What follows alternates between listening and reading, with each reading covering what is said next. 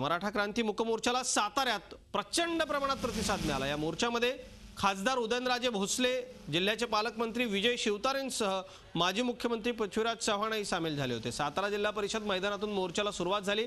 कराड, रहमतपूर, कोरेगाव, खंडाळा, वाई, महाबळेश्वर, मेढा आणि परळी या भागासह पुण्याकडूनही काही लोक या मोर्चात सहभागी झाले होते। या विराट मोर्चामुळे पुणे बंगळुरू महामार्गावरती वाहनांच्या सुमारे 10 किलोमीटर पर्यंत रांगा लागल्या होत्या।